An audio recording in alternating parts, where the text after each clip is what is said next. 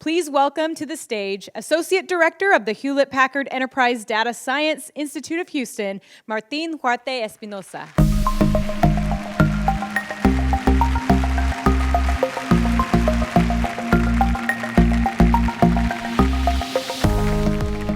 Hello. Well, I'm very excited to be here. Thank you to the organizers and for you to stick around. This is going to be a little bit of going back to research. So I'm going to talk about a few things that we do at the university. I'm going to give you some cool examples. Now, I knew that the moment I mentioned university, some of you may feel a little urge to sleep. So I was told that there are some pillows under your seats. Feel free to grab one. I cannot really see you, so you can have a little nap. Okay, jokes aside, I'm going to show you how we, if we go back in time and we think about what archaeologists find all over the world about what humans have been thinking about for thousands of years, we find that in the caves they found pictures of humans following animals, and we made pictures of our tools, and we also looked to the skies and tried to understand things we observed in our world. And we see this in the caves, in the paintings in the caves.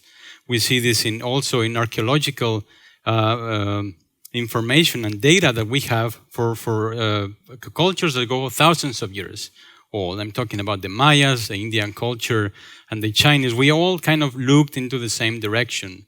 What I'm going to show you today is that we are kind of mesmerized still by all of those questions. However, now with big compute, we have the power of really making these questions, tuning them down to the very specific limit.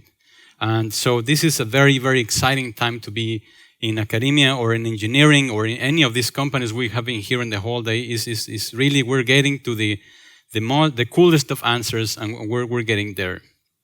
Okay, so let me start with the bio applications. I want you to imagine that you somehow have a machine that you can make yourselves tiny all the way to the point that you can see biomolecules or viruses, and you can actually see them there. So this is where we are now. So this image I'm showing to you, it's actually a simulation, state-of-the-art, really beautiful simulation. And what you guys are seeing is a virus. I'm not going to show you the movie because these are particularly distracting. These molecules are shaking all over the place, and if it's the first time you see this, I think it can be very confusing. Rather, I would like you to pay attention to the detail that we see. So we can see there's an edge to this molecule, and we also have structure around the edge. You can also see inside the molecule, there's a lot of stuff happening there. And we can see several different components. In terms of colors, we have them all right there. And in the actual simulations, these folks can follow the vibrations of the parts of all of this. So really, the detail that we're getting to in terms of viruses, in terms of biotechnology, are huge. So the applications we have been hearing here since the morning, this can be targeted medicine specifically for different types of people. We can have better drug production. We can also save some animal labs. So think about it. If this simulation, as I'm telling you guys, it's state of the art, but really folks could use a little bit more of compute. And now we live in an age where more compute is available to us. So I'm confident that in a few years, with people reaching out and tapping out to these incredible resources, they're going to not be able to just simulate one in detail, but thousands of them. And they're going to be, for instance, able to simulate an entire lab rat or an entire lab animal and test all these drugs in this environment. And the progress is going to be very interesting. Okay, now I'm going to don't grow. Stay with me in the small world. I don't want you to go back to human yet. Let's stick in kind of the small world here. Let me take you to a little bit of a different application. Still very small. We're still in a molecular kind of scale here. And what we're seeing are these hydrocarbons. Now this morning, the first tool that you grabbed, maybe your toothbrush, maybe a comb, maybe a cup of tea or something that you grab, most of the tools that we use are made out of these guys. Also, what goes on our car that drives the car, all these, everything, pretty much every tool that we utilize has one form of these folks, one form of these molecules. So it's very, very important, and it's very lucrative also to understand how they behave under different circumstances. And so, for instance, the application I'm showing here is they could do these very, very strong filters that could clean oil that may come from wells. This could also be a filter for air or for water or for you name it. These applications are very, very powerful. And what these folks are able to do with current compute is follow these molecules as you're seeing there. So what you see in red and white are actual simulations. But with big compute and more access to it, as we're seeing in these conversations, they're going to be able to do this times 100, times 1,000. And so we're going to reach a regime where the simulations are going to be very, very realistic, and the applications are going to be incredible. I'm hoping you guys are kind of already kind of getting the vibe of the talks. We're saying we want to do this in a more realistic way, and once we reach that point, then the possibilities are endless. Okay, now I do want you to grow to human scale. So imagine that you went from molecular sizes, and then suddenly now you're here sitting down, watching, listening to what I have to say. Now we're on this scale, and we're going to talk about something that we haven't talked about, at least in this morning, which is lenses. Now lenses go everywhere. Everyone has, like mine, these are lenses, but everything that detects has a lens in it. Our phones, the self-driving cars, as you heard the previous talk, they are completely filled with sensors and detectors. Each of those has a little lens. Now there's an area of research that is called freeform optics, and the idea in that field is that the lenses are not confined to be symmetric, so they can have strange shapes. Now the simulations that these guys run, instead of caring about the chemistry that is happening when the biomolecules are moving, or how the entire grid of atoms or molecules are dispersing energy, like what I showed you before, here they are following rays of light. So they think that they have a point in space, that space shines, light moves like a straight line and hits a lens. And that lens is going to do something to the light. This can be a laser, this can be a microscope or a telescope, some sort of tool that we can use to accomplish something. The cool thing about freeform is that once it's done, once the simulations reach a point that they can really simulate thousands or tens of thousands of these light rays, then they're going to be able to create incredibly powerful tools. So I'm talking about ultra-precise measurements. That means that anything that you see hardware, manufacturing cars, manufacturing wind turbines, parts of planes, everything that you can imagine that could go to nanometric precision, then you're going to be able to manufacture this at a complete different level. So let me give you an example that is going to take us a huge jump in a larger scale. So I'm taking you guys from the smaller to the bigger, but this is just to illustrate what I'm saying by the field of freeform optics. So here are two very beautiful astronomical images. With Hubble Space Telescope, as it's marked there, you can see that it's really pixelated, even though Hubble is pretty big. When you think about Hubble, the lens is actually like 2.5 meters aperture. Actually, it's not a lens, it's a mirror. But with freeform optics, you can take this into a completely different level. Now, the cool thing about these lenses is that they can be smaller and they can be much more powerful. So it doesn't need to be bigger to be more powerful. That's the cool stuff about freeform optics. So the example I have on the other side, it's about a telescope that NASA is putting together, which is going to exploit freeform optics, and you can see the difference is incredibly huge. Now we're talking about some system that is going to be able to observe like we've never been observed before from that specific distance. We have a lot of different telescopes here, both on Earth and in orbit around our planet, but this technology is going to enable us to do many more things that we have done before. Another field of application for freeform is medicine. So every equipment that you use to do medical imaging is going to be enhanced by this, everything that you do. With freeform, really everything is going to be much, much more efficient. It's going to require less energy. It's going to be more powerful. So simulating this, it's a big deal in academia and in national labs too. And what those guys do is actually follow the light as it moves in these systems. All right, now it's time for you to grow a lot. So keep eating. We're getting to bigger scales. So what I'm showing you here is not an actual photograph. This is a rendering of how this is going to look like. This is going to be a telescope. And this is called the SKA, which stands for Square Kilometer Array, even though the actual aperture of this telescope is not just 1 kilometer. Now, this is a really, really cool project, and I really wanted to mention it here because this requires the mother of all big computes, the granny of big computes. And so those white features that you see, for instance, in the top part, there's a circle with all of these tiny other circles. Each of those is going to be an antenna. This telescope has a lot of antennas of different sizes, and they're going to be laying down in this desert. And so the idea is that we are going to connect all of these simultaneously to the same data center. Now, let me give you an analogy. Let's think a little bit. Let's put this in a context that is a little bit easier to think about. So let's say all of you bring your cell phones right now and start taking video of me. And then, but we're going to have different types of phones, different kinds of cameras. Some of them may be older than other ones. Some of you may have a shakier hand than others. Maybe your phone is dirty, maybe your phone is very clean, some people are closer to me. So all this information is in different format, but you guys are taking the same energy, the same light from me speaking here. Well, the challenge is now we need a big center, a big data center that collects all this light at the same time.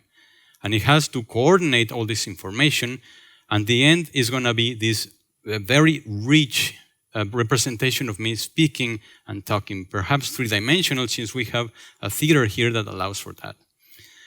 Now I want you to multiply that idea that I just gave you for maybe 1,000, okay? So this is what these kind of telescopes are doing. Effectively, the complete area of this telescope is kilometers big. So this is a really, really large telescope.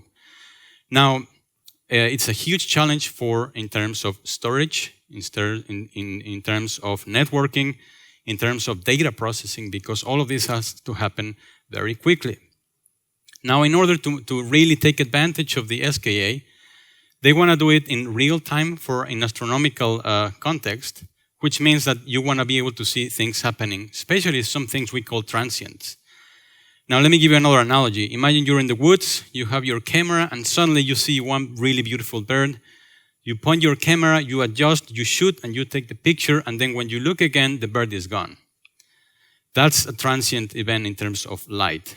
Well, in astronomy, there's a bunch of those that happen not as fast as the bird, but you can have, for instance, supernovae glowing, and the glow is going to go away in some time. We have things that happen much faster than in other scales, and you want to be able to see that with the SKA. So this is a project that really, really requires tremendous compute. Okay, and now let's go to the bigger scale I'm going to produce to you. Ladies and gentlemen, I give you M87. Isn't that a sexy name? M87. This is a galaxy. Now, we are still far from the galaxy. That's why we cannot really see it in the center. It's kind of there, so it's the brightest part of it. But I'm sure for you, at this point, it's obvious that there's something weird about this image. You can see that feature moving to the side. Well, that feature is actually what we call a jet.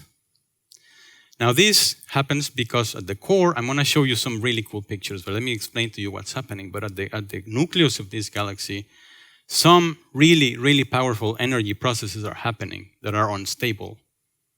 And for the entire galaxy not to go kaput, it instead decides to just get rid of some energy.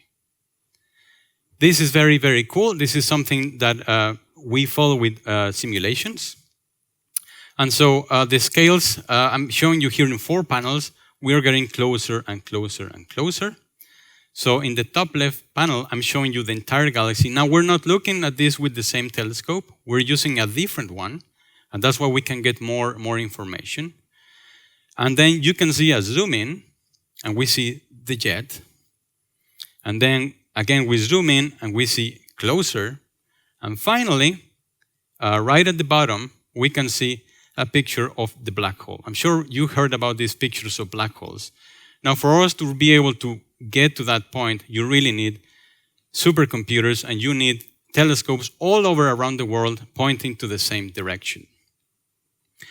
Now, let me show you one example simulation, which is very, very, very dear to my heart, because I did this with some really, really interesting folks.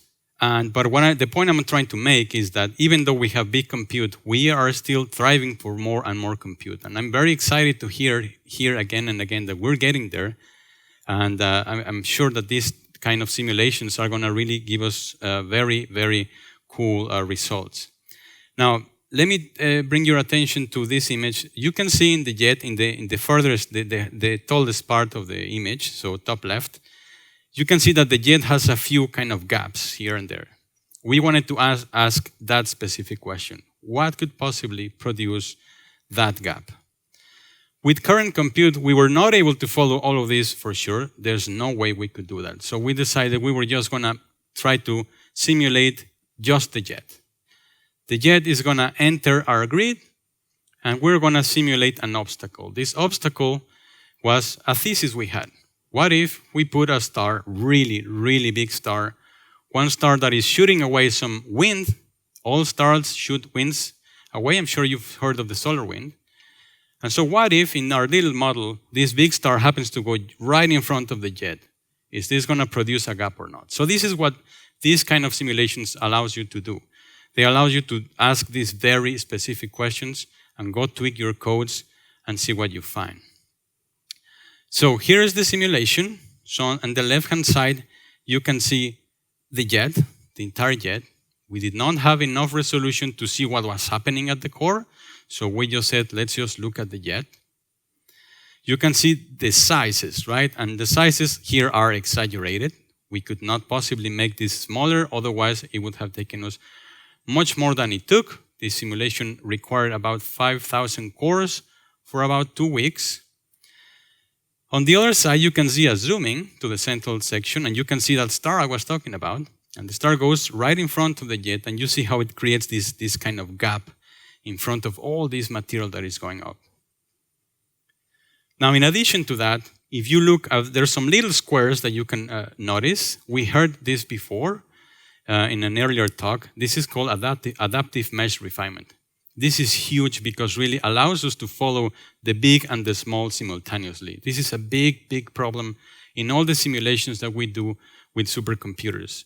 Because not only things are bigger and smaller and we want to follow them simultaneously, but also the processes, the chemical and the physical processes, some of them may be much faster than the other ones.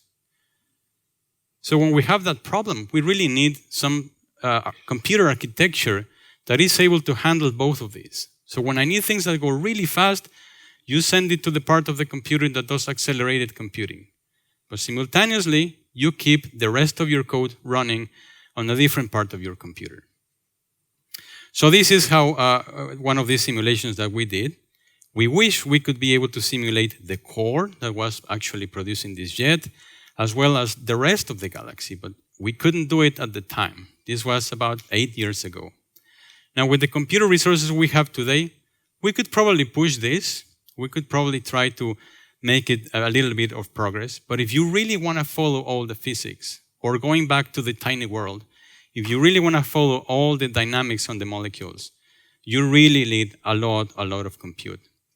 So the fact that we are all talking about gathering all these resources and putting them together in the same pot for folks to utilize them and really go to town with their questions and think deeper and don't feel that you have an obstacle because of resources, but the resources are there and you can let your imaginations go without limits. I think this is a really, really exciting time for all of us. So I was told I can take questions for the next 5 minutes. And so, please. Yes.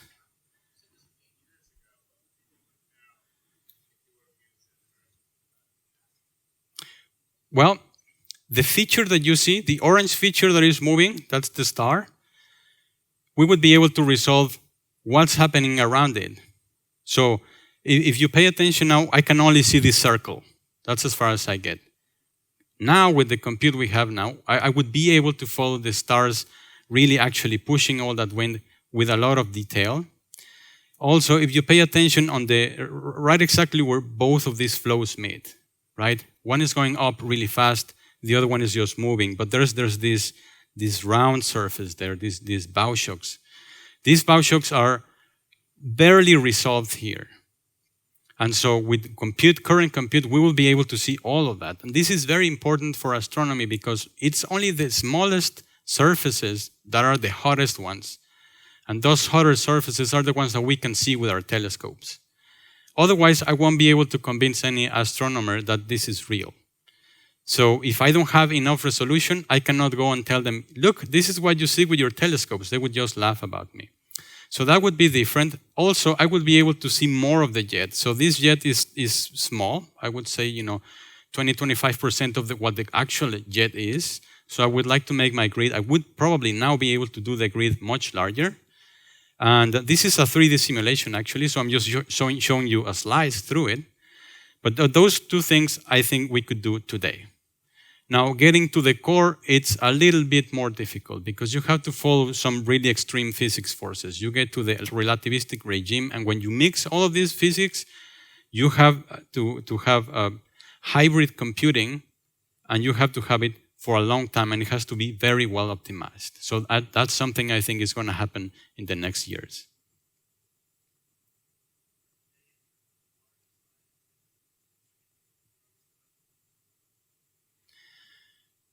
Well, I have seen groups simulating human hearts, not just the heart, so part of the veins, with a lot of detail on how cardiac pressure is pushing around. So I could say that with decent resolution, you can follow the pulse of a system, of a cardiac system. For sure, not human-sized. And I've seen also folks simulating signals that go through any animals. They may come from the brain and they go through the spine. They can follow, some of these signals, how they deteriorate as they propagate through these branches, through all these sensors. But that is not at a point that you could say is realistic. We're getting there. So the biggest, I would say, you can do it system by system, separately. Putting them together is something that big compute is going to help us do.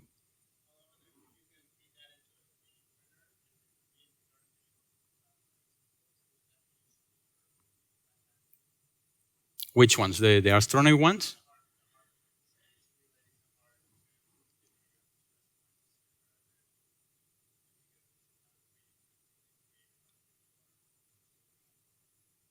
Well, that happens, right? So there's projects that actually are 3D printing certain organs. I wouldn't say hearts. I'm not an expert on that field, but what I can tell you is that I don't think with a 3D printed version of just a section of the system, they would be able to explore the same stress forces that they do in the computer. Because in the computer, they can do all these experiments with heat, or remove the heat, or the amount of water, or a lot of conditions that are happening around the system. If you want to 3D print that and then put it in a lab experiment where you're going to have to play with all of this, I think that's a completely different game, and I wouldn't be able to tell you that.